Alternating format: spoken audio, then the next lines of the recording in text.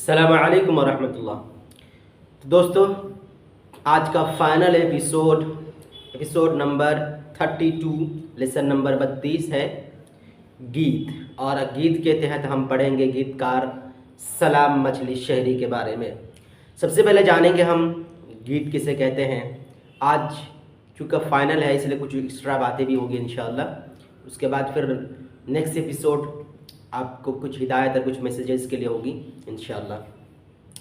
तो गीत ये हिंदी शायरी की बहुत ही कदीम सिन्फ है, बहुत पुरानी है, बहुत पुरानी किस्म है। ठीक है, पुराने ज़माने से आ रहा है गीत।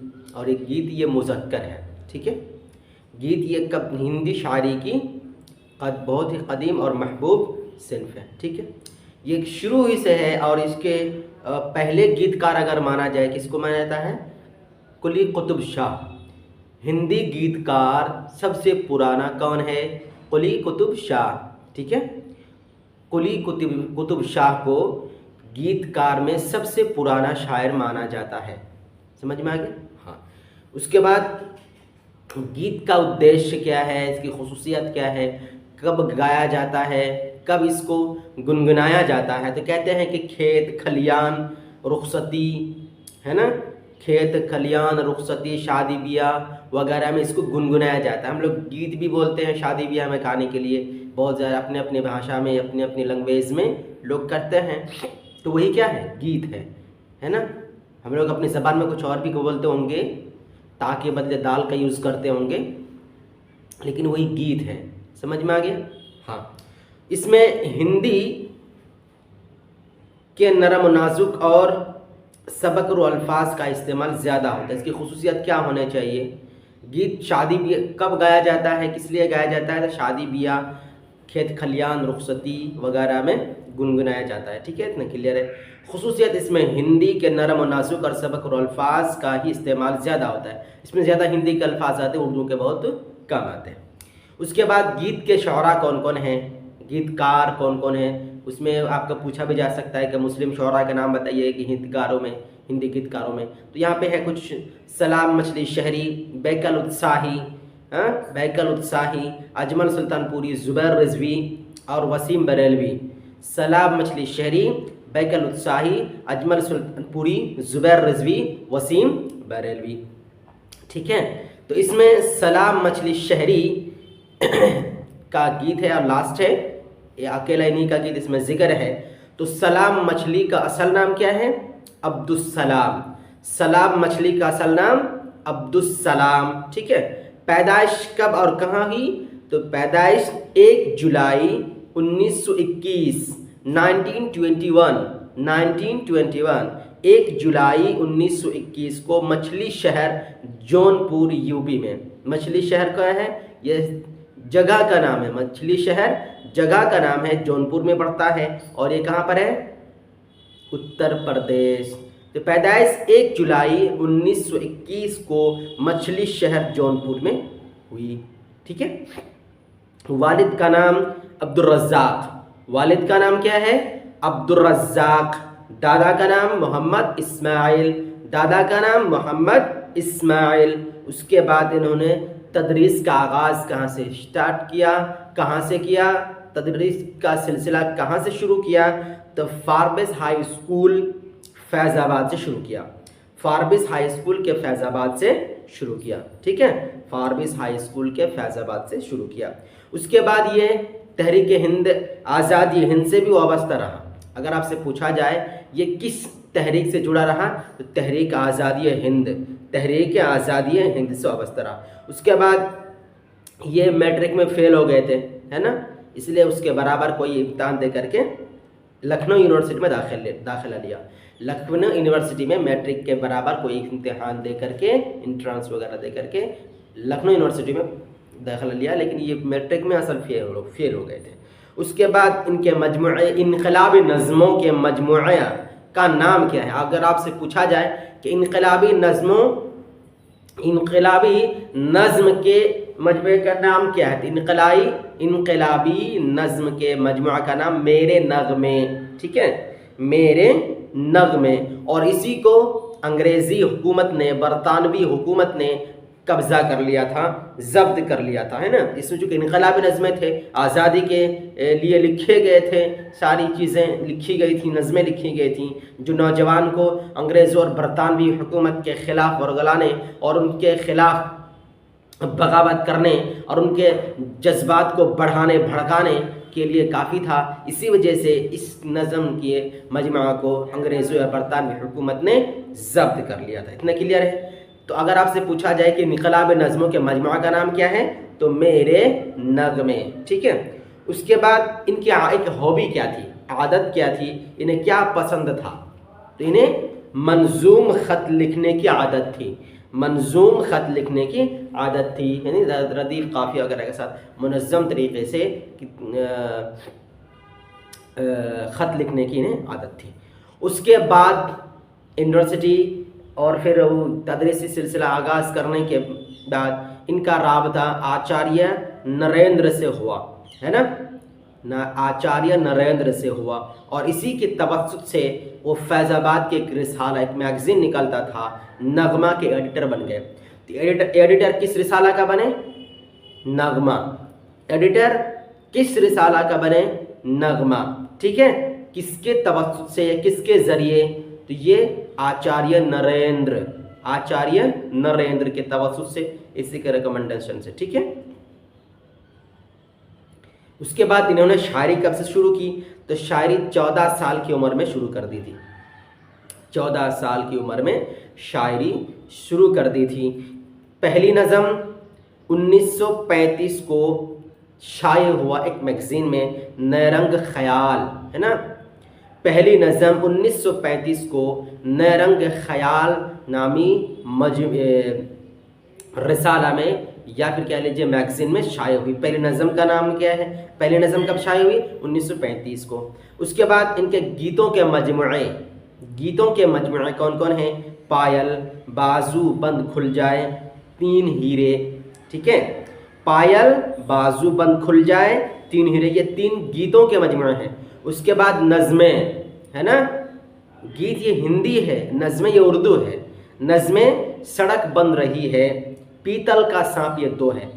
पहली बात, आपको अगर पूछा जाए इनकलाबी नज़में, तो मेरे नगमे, एडिटर नगमा, शायरी कब से शुरू की, 14 साल की उम्र में।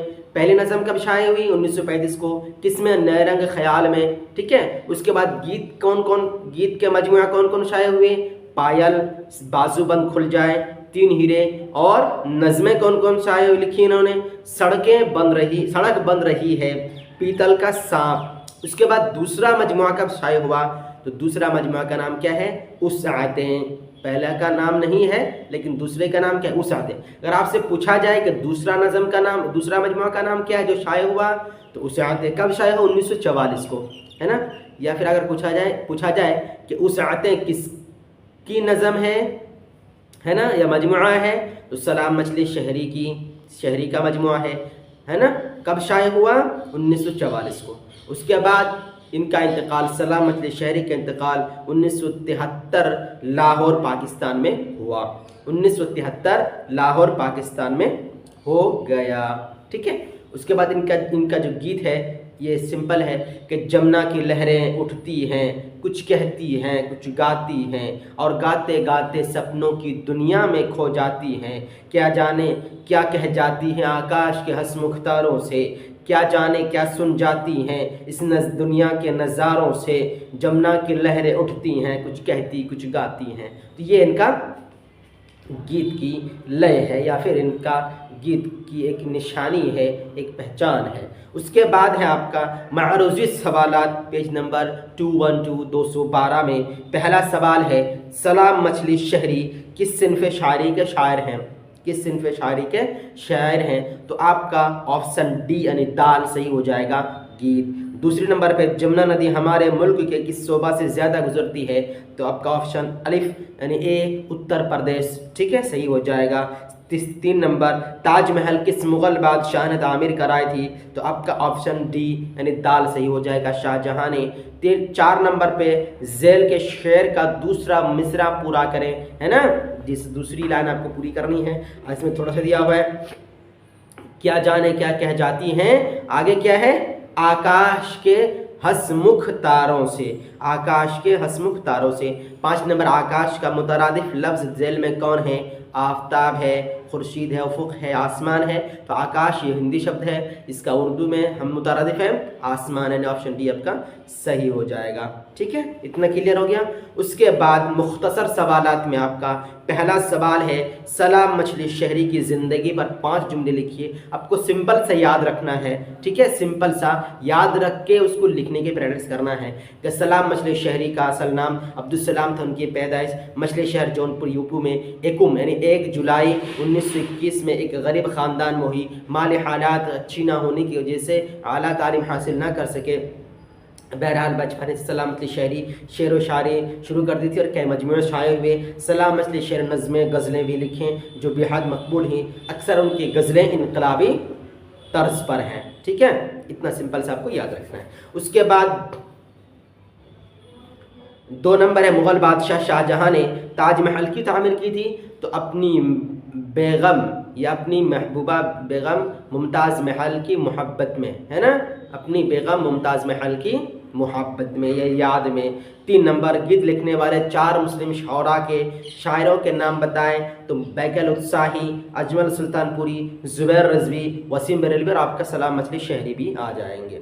ठीक है, उसके बाद 4 नंबर, इस नज़म में शायर ने किसको बंसी बजाते हुए पेश किया, किसको बंसी। इसका सिंपल जवाब है कि नदी के लहरों को, नदी के लहरों को। असल इसका जवाब है कि इस शायर ने गीता के हसीन ख्वाबों से दूर उसके आशिक घनश्याम को दूर दर्द फिराक में बंसी बजाने की तशबीह पेश की है। शायर गीता के हसीन ख्वाबों से दूर बहुत दूर उसके आशिक घनश्याम के दर्द फिराक को बंसी बजाते तशबीह किया। गोया कि नदी की लहरों के साथ भी यही मामला है। इसका सिंपल जवाब क्या है, नदी की लहरों को बंसी बजाते हुए पेश किया है या कहा है। ठीक है, 5 नंबर, आशाए फना होकर क्या बहाती हैं तो आशाए फना होकर अमृत रस बहाती है, अमृत रस बहाती है, आशाए फना होकर अमृत रस बहाती है। उसके बाद तवील सवालात में आपका 3 नंबर इंपॉर्टेंट है, उसके बाद छोड़ दिया जाए। 1 नंबर, सलाम मछली की शायरी और हालात ज़िंदगी पर एक मजमून लिखिए। तो आपको जो शुरू में बताएगा उसके बारे में थोड़ा सा लिख दीजिएगा, वही काफ़ी हो जाएगा। लेकिन यहाँ 3 नंबर, मुंदरजा झेल अल्फाज से जुमले बनाइए। देखिए, जुमले सिंपल सेंटेंस बनाने हैं, आपको छोटे छोटे सेंटेंस बनाने हैं ताकि गलती कम हो और आपके नंबर अच्छे आएँ। और जितनी छोटे और माना खेज जुमले आप बनाएंगे, सेंटेंस बनाएंगे, उस हिसाब से आपको नंबर भी अच्छा मिलेगा। अपने लंबे में कोशिश करेंगे तो गलती ज़्यादा होगी। बहरहाल तो चले, लहरें, समुंदर की लहरें बहुत तेज़ होती हैं। ठीक है, नज़ारों, बाग के नज़ारों ने हमें ताज्जुब में डाल दिया। सिंपल है। हसीन, सुबह का मंजर बहुत हसीन होता है। सूरत, खेत का नज़ारा बहुत खूबसूरत है या तेरी सूरत अच्छी है। फना, ये दुनिया फना हो जाएगी, है ना। नाजुक, फूलों की पंखुड़ियाँ बहुत नाजुक होती हैं। चांदनी, आज चांदनी रात है, आज चांदनी रात है। उसके बाद ख्वाब, आज मैंने तुम्हें जो ख्वाब में देखा, आज मैंने तुम्हें ख्वाब में देखा। परछाई, इसको रोशनी की भी परछाई होती हैं, रोशनी की भी परछाई होती हैं। उसके बाद जीवन, आपका जीवन बहुत खुशहाल है। जीवन ये उर्दू शब्द है, आपका जीवन बहुत खुशहाल है। तो ये आपका आज दरख्शा के जो कोर्स था ये हमने कंप्लीट कर लिया अल्हम्दुलिल्लाह। उसके बाद रोशनी के बारे में और उसके बारे में कल इंशाल्लाह थोड़ा सा डिस्कस करेंगे अगर टाइम मिला तो। अभी आजकल हमें ज़्यादा 2-3 घंटा हमको ट्रैवल करके हमारे ट्रेनिंग सेंटर हमको पहुंचना होता है, इसी वजह से थोड़ा सा टाइम लगता है। इसलिए अगर हो सके कल ना हो तो 1-2 दिन के अंदर इंशाल्लाह आपको आखिरी मैसेज मिल जाएगी। आपको इसमें कुछ चीज़ें, मुहावरे या कहावत आपको कम से कम 100 याद करने हैं जो मशहूर है। ठीक है, मुहावरे आपको कम से कम 100 याद करने, 100। उसी तरह मुतरादिफ, है ना, सिनोनिम जिसको कहते हैं, एक जैसा या फिर कहते हैं एक जैसा या फिर सामान्य वर्ड भी लिख सकते हैं। उसके जो सिनोनिम है उसके एक जैसा अल्फाज मुतरादिफ लफ्ज़ लिखने, कम से कम ये भी 100 याद रखने। मिसाल के तौर पर आकाश, आकाश को क्या कहेंगे, आसमान, समा, है ना। तो ये क्या है, मुतरादिफ है। ज़मीन, पृथ्वी, गोल वगैरह, तो ये क्या है, ये मुतरादिफ अल्फाज है। कम से कम 100 कहावत या मुहावरे 100, मुतरादिफ अल्फाज 100, ज़िद या अज़दाद जो अपोजिट या विलोम शब्द है, ये कम से कम, जो विलोम शब्द है कम से कम 100 से ज़्यादा याद रखना है, कम से कम 150 या 200, जितना ज़्यादा अगर याद रखेंगे उसका आपके लिए अच्छा है, ठीक है। और उसके बाद जमा वाहिद, एक वचन, बहुवचन या फिर सिंगुलर, प्लूरल, ये भी कम से कम आपको 100 याद रखने हैं। पहला मुतरादिफ अल्फाज, ज़िद, जमा, ठीक है, और क्या है, मुहावरे, ठीक है, ये याद रखना आपको बहुत ज़रूरी है। उसी तरह सेंटेंस बनाना आपको सीखना होगा, सेंटेंस बनाना, और छोटे छोटे सेंटेंस जो फेमस है आप उसी को उसी में से याद करने की कोशिश करिएगा, ठीक है। तो चलें, सलाम अलैकुम व रहमतुल्लाह।